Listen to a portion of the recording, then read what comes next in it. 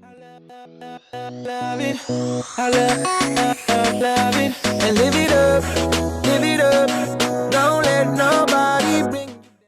Hey guys, welcome back to my channel. In today's video, we're going to be discussing fat loss while maintaining your muscle. I have a lot of people coming up to me asking for nutrition plans or workout plans based on fat loss, but I think it's very important to go about this goal with the mindset of losing fat while maintaining your muscle. So in today's video, I wanted to discuss how exactly you're going to be able to lose fat while maintaining your muscle. First step I want you to take is to simply move more. Increase your level of activity, and this does not need to be inside of the gym.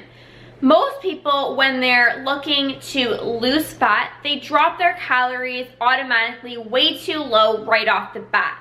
Now with this, you're not only decreasing your calories, but in turn, you're also going to be decreasing your movement and how active you are throughout the day. So not only is this going to have an effect on your energy expenditure, you're going to be expending less energy throughout the day, but this is also going to have an effect on your metabolism. When your goal is fat loss, you want to try to diet on the highest calories possible to avoid a loss of muscle mass, as well as allowing your metabolism to slow down. So it's important to not drop your calories down too low, and also it's important to simply just move more. So what you want to do is you want to find your maintenance level calories. Now, of course, you can go online, go on a calculator, and type in your information, your weight, your height, your gender, and it can give you a rough estimation of your maintenance level calories.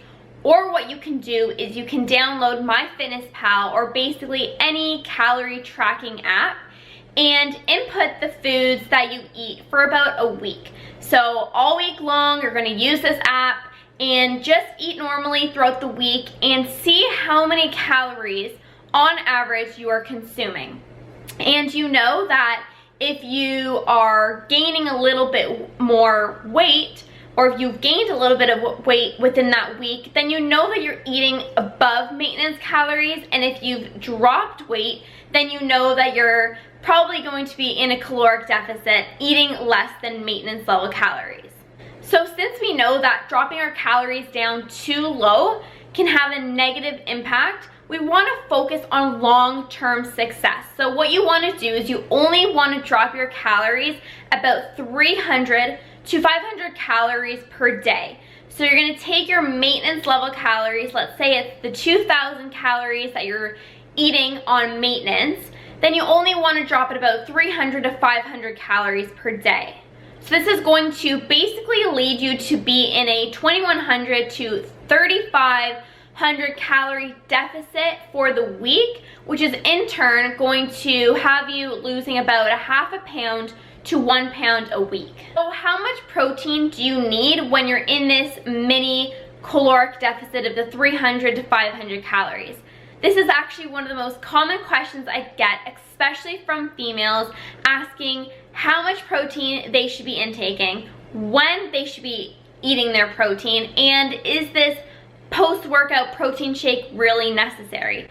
The truth is, when you're in a caloric deficit, eating anywhere from 1.8 to 2.7 grams per kilogram of body mass is efficient. And simply by breaking up this protein intake by 20 grams of servings within your meals throughout the day is going to be extremely beneficial, because you're going to be able to maximize protein synthesis by getting this amino acid known as leucine. So getting enough protein is extremely important, not only for recovery, but also to help repair and rebuild your muscle tissue.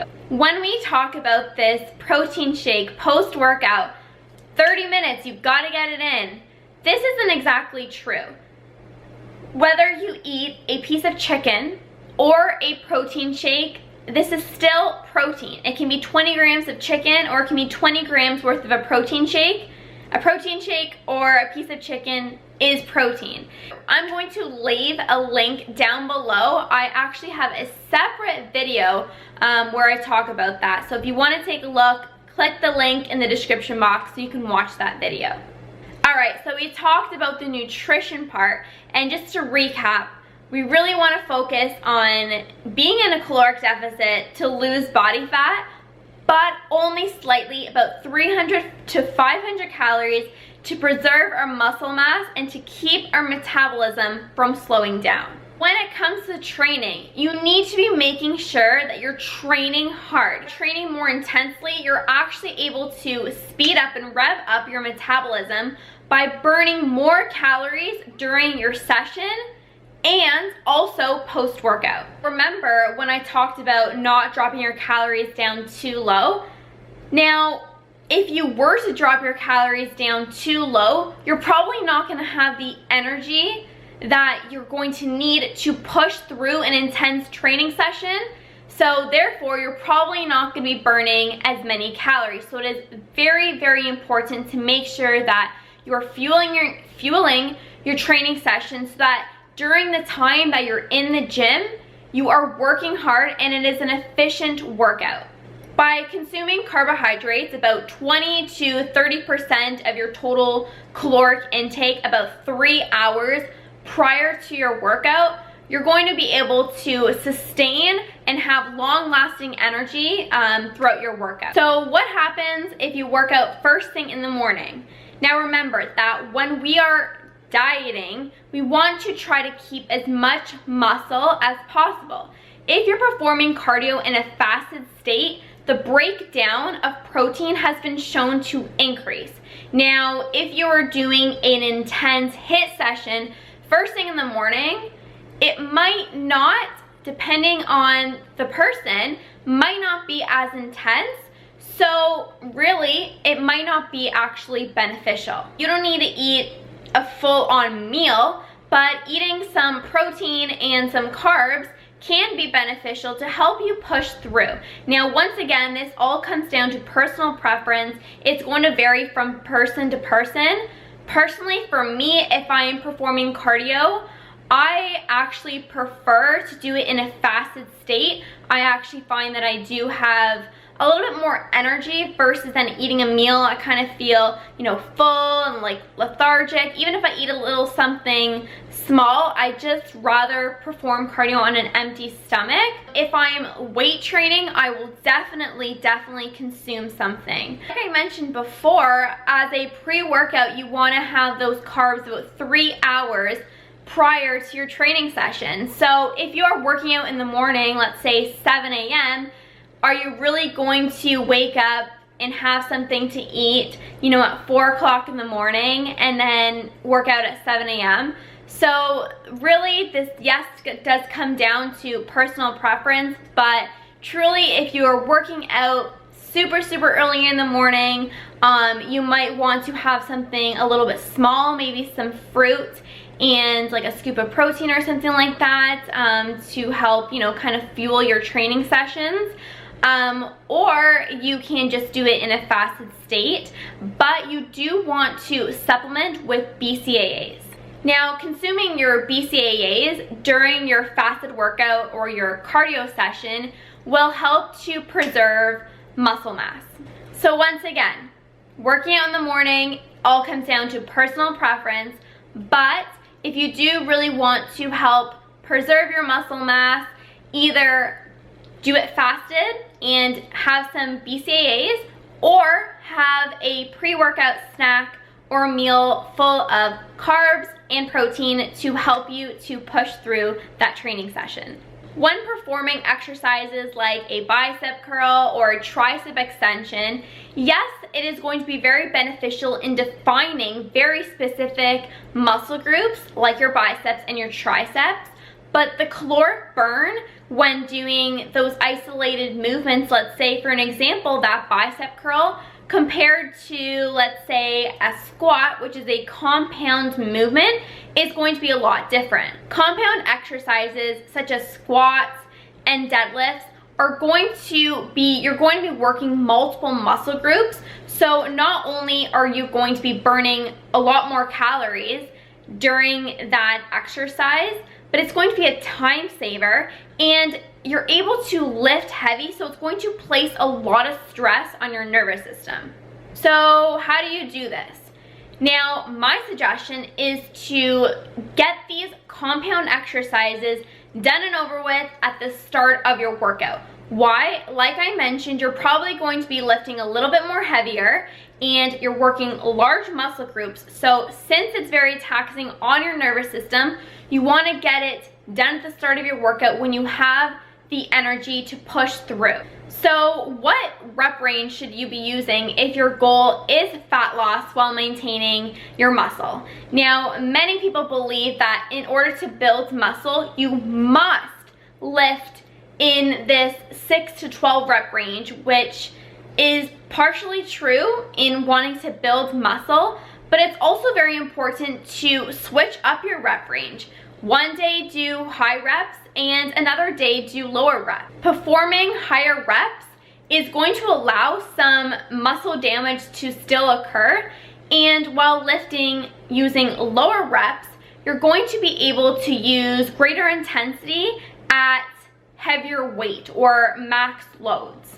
So you also want to make sure that you're undergoing periodization. So what this means is you want to make sure that you're switching up your rest periods, your volume, and your intensities to avoid a plateau. For an example, on Monday, you're going to go heavy with lower reps, and then let's say for an example, on Thursday, you'll do a little bit lighter weight with more reps, focusing on the metabolic stress. Now, in regards to your training, it's also very important to include some resistance metabolic training, or also known as circuit training. Now, with this, you're able to lift lighter loads for more reps or for longer periods of time. The benefit of this is that you're still able to maintain your muscle mass while burning a large amount of calories.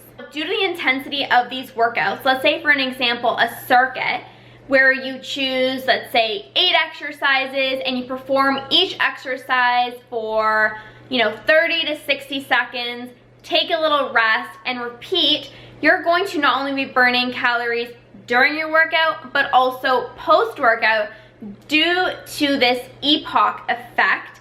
So post-workout, your body is going to be working super hard to replenish your glycogen stores. So you don't have to use a time. You don't have to use 30 to 60 seconds for each exercise. If you like, you can stick to rep ranges and do it anywhere from 15 to 20 reps per exercise.